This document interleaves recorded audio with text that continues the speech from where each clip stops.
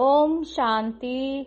आज 10 मार्च 2023 आज की साकार मुरली के अनमोल मधुर महावाक्य हैं। बाबा कहते, मीठे मीठे लाडले बच्चे, मीठे मीठे लाडले बच्चे, तुम्हारी है रूहानी याद की यात्रा। तुम्हें शरीर को कोई तकलीफ नहीं देनी है, तुम्हें शरीर को कोई तकलीफ नहीं देनी है। चलते फिरते उठते बैठते बुद्धि से बाप को याद करो। प्रश्न है, सदा खुशी ना रहने का कारण क्या है?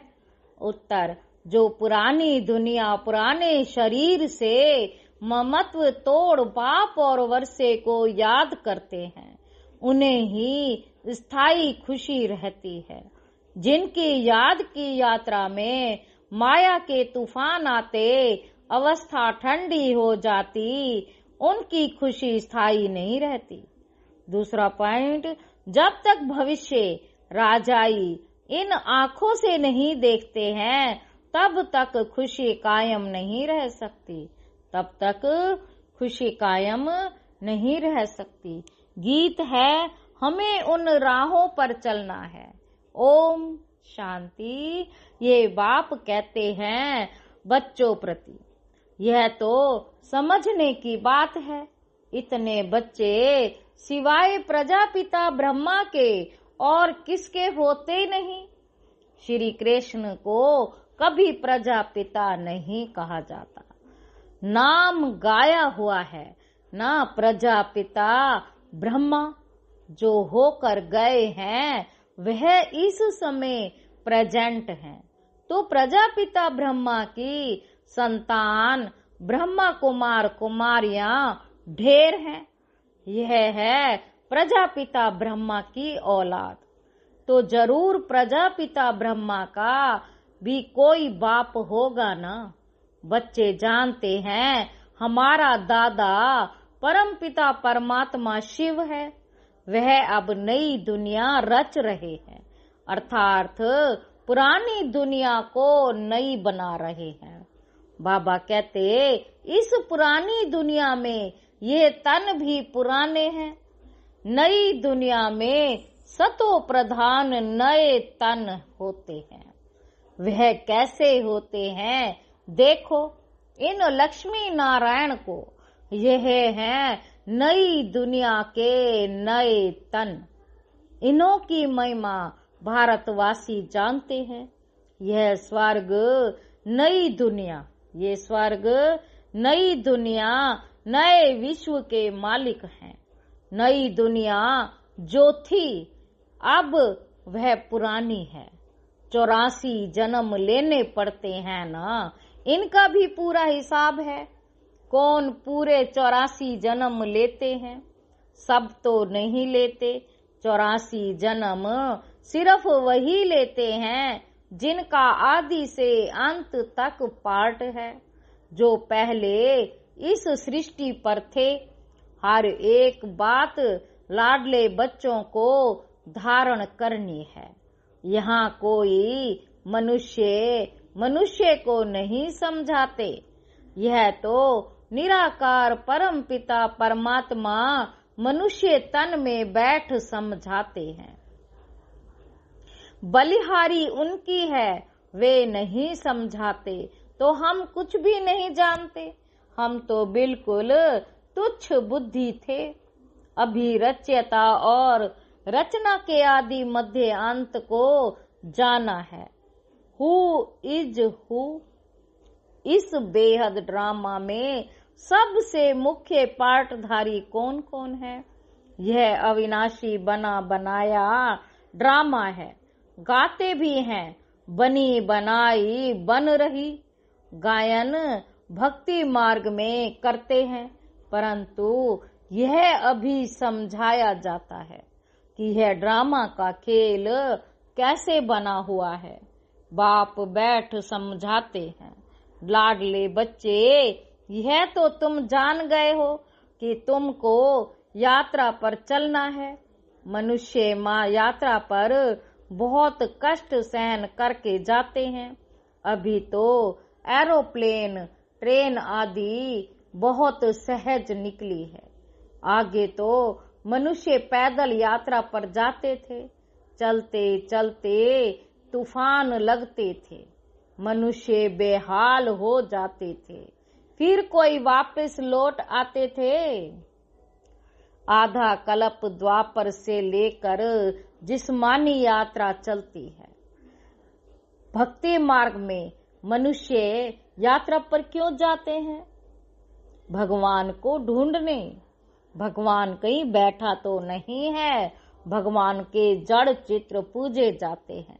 जो होकर जाते हैं उनके जड़ चित्र बनाते हैं। चैतन्य में तो भगवान मिल न सके, शिवलिंग आदि ये सब जड़ चित्र हैं। जड़ चित्रों को देखने के लिए यात्रा करते हैं।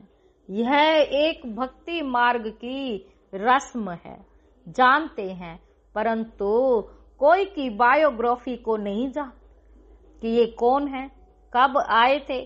शिव जयंती मनाई जाती है, परंतु उनको भी जानते नहीं। आजकल तो इस उत्सव को भी उड़ा दिया है, क्योंकि इनका नाम रूप आदि प्राय लोप होना ही है। अभी तुम जानते हो, ऊंचे ते ऊंच भज्ञान का सागर सुख का सागर है। सागर से अभी हमको ज्ञान मिल रहा है। वही बेहद का बाप अभी प्रैक्टिकल में है। अमरनाथ भी शिव बाबा है ना, दिखाते हैं। बर्फ का लिंग बन जाता है। मनुष्यों को ठगने के लिए गपोड़े तो बहुत लगाए हैं, तो उस जिस्मानी यात्रा पर तकलीफ बहुत होती है। यह है रूहानी यात्रा, इसमें शरीर की कोई तकलीफ नहीं है। तुम बच्चे समझते हो हम बेहद के बाप के बच्चे हैं। भक्ति मार्ग में जन्म जन्मांतर याद करते आए हैं। अब स्मृति आई है, बाप कहते हैं तुम 63 जन्म ढूंढते ढूंढते उतरते गए। पहले एकदम कड़ी नौंधा भक्ति करते हैं, फिर भी दुनिया को तमो प्रधान तो जरूर होना है। झाड़ वृद्धि को पाता है जरूर। एक भी मनुष्य वापस मेरे पास नहीं आ सकते। नाटक में सबको अपना पार्ट बजाना है। सतो रजो तमो में आना है। नंबर 1 का ही मिसाल लो। नंबर 1 लक्ष्मी नारायण सतो प्रधान थे, अब तमो प्रधान है, जिसमें ही फिर शिव बाबा ने प्रवेश किया है, क्योंकि इनको ही फिर नंबर 1 बनाना है। फिर प्लस में माँ को दिखाते हैं। माताओं को लिफ्ट देनी होती है, पहले लक्ष्मी फिर नारायण। माताओं का नाम ऊंचा किया जाता है। माता सदैव पति व्रता होती है, पुरुष कभी पत्नी व्रता नहीं होते। बंदे मातरम कहा जाता है। इस समय तुम बाप के बने हो तो तुम हो जाते हो ब्रह्मा कुमार कुमारी। माता गुरु बिगर कभी किसी का उद्धार होता नहीं। माता गुरु बिगर कभी किसी का उद्धार होता नहीं। गुरु तो बहुत ढेर के ढेर हैं, फिर भी कलयुग घोर अंधियारा हो गया है। कितने गुरु गोसाई हैं, कहाँ कहाँ हरिद्वार आदि में उन्हों के मंदिर बने हुए हैं। नहीं तो वास्तव में मंदिर उनको कहा जाता है जिसमें देवताएं होते हैं। सन्यासी लोगों का कभी मंदिर नहीं होता। मंदिरों में तो देवताएं ही रहते हैं, क्योंकि उन्हों की आत्मा और शरीर दोनों पवित्र हैं। इन महात्माओं की भल आत्मा पवित्र है, परंतु शरीर पवित्र मिल नहीं सकता, क्योंकि तत्व भी तमो प्रधान है। अभी तुम देवता बन रहे हो, बनाने वाला है परम पिता परमात्मा। ये है सतो प्रधान सन्यास, वह है रजो प्रधान सन्यास। ये बाप के सिवाय कोई सिखला न सके, तो बाबा ने समझाया है कि वह है जिस्मानी यात्रा। यह है रूहानी यात्रा। इसमें कर्मेंद्रियों का कोई काम नहीं, कुछ भी तकलीफ की बात नहीं, बहुत सहज है। वह जिस्मानी यात्रा अनेक प्रकार की है, यह रूहानी यात्रा एक ही है। यह है राजाई के लिए यात्रा। ये लक्ष्मी नारायण का चित्र सामने खड़ा है। दुनिया थोड़े ही जानती है कि इन्होंने ये राजयोग की यात्रा कर ये, तुम बच्चे जानते हो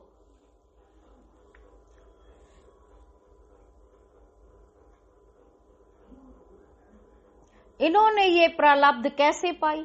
कोई ऊपर से नई आत्माएं तो नहीं आई जिनको भगवान ने राजाई दे दी, नहीं, इन्हों को पुराने से नया बनाया हुआ है, जिसको रिन्यूवेट व काया कल्प तरु कहा जाता है।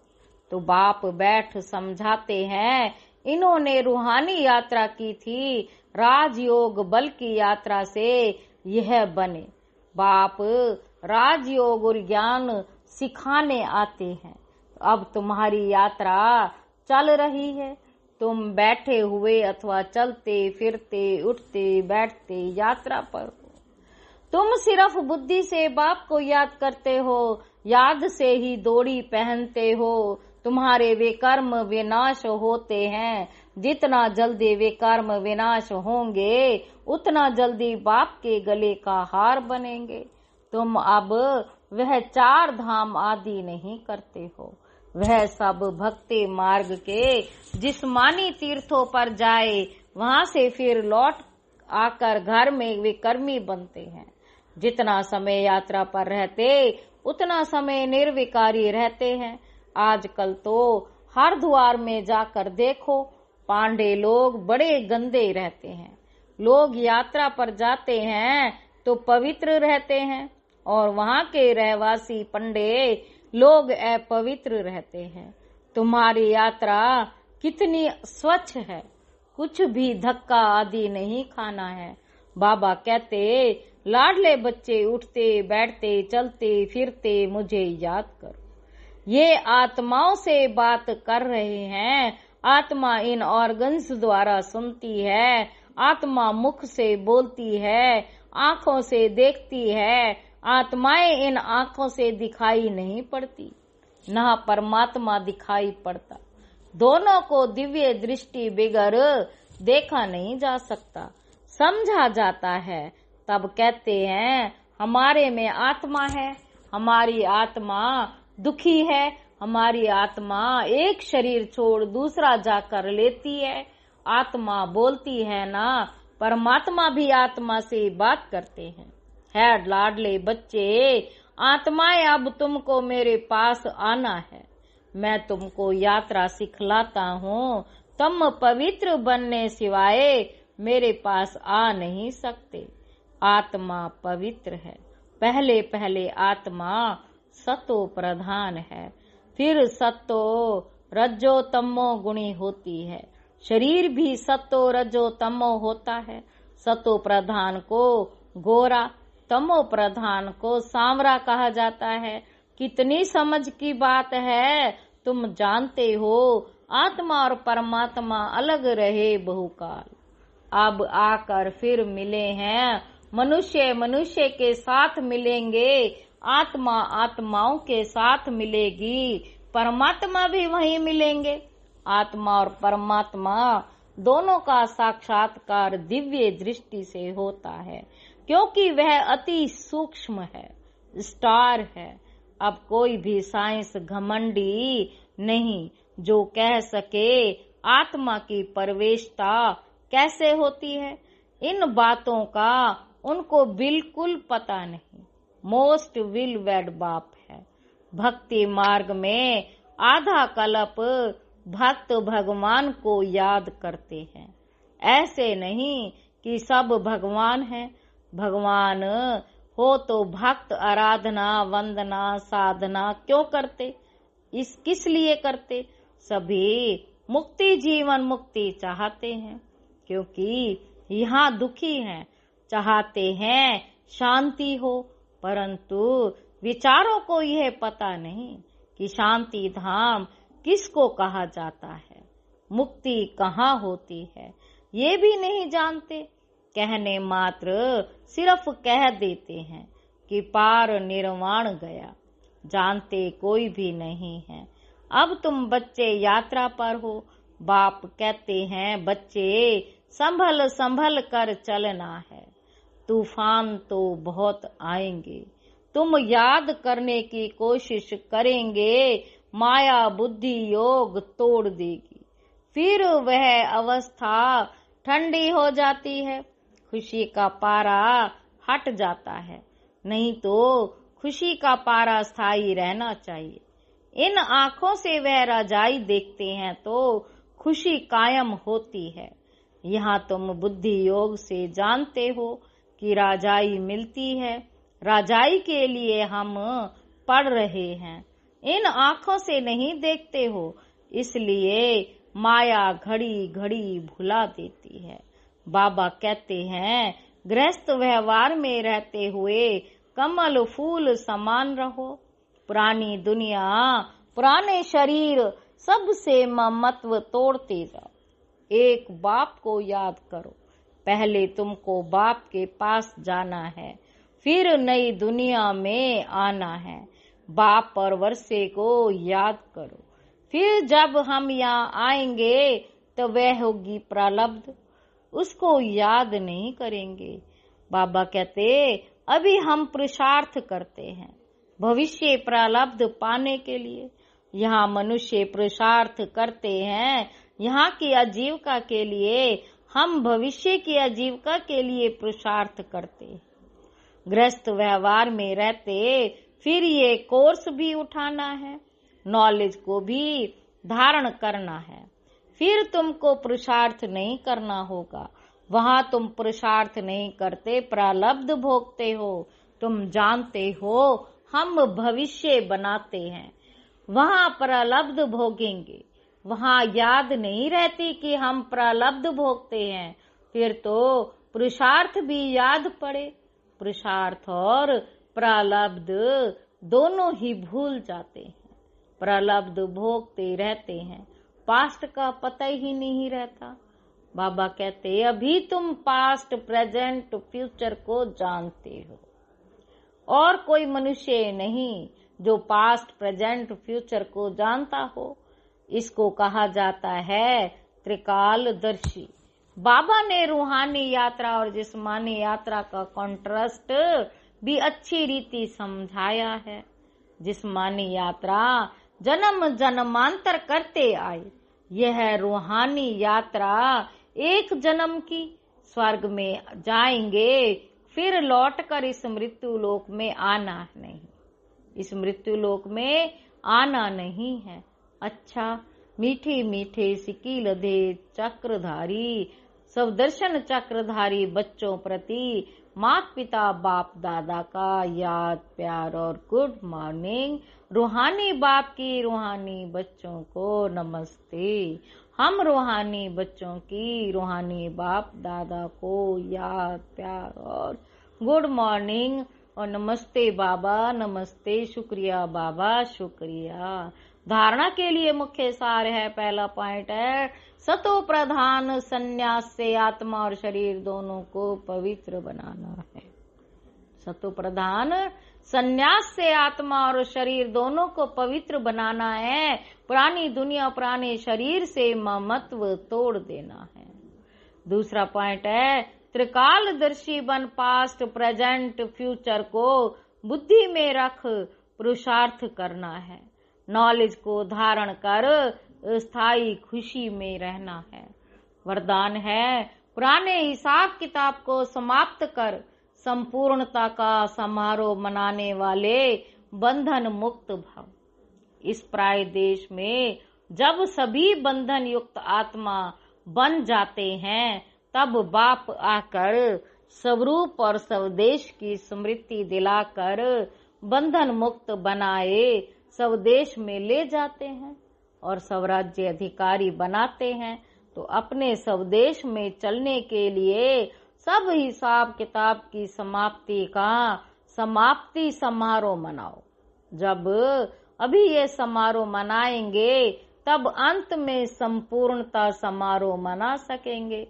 बहुत काल के बंधन मुक्त ही बहुत काल के जीवन मुक्त पद को प्राप्त करते हैं।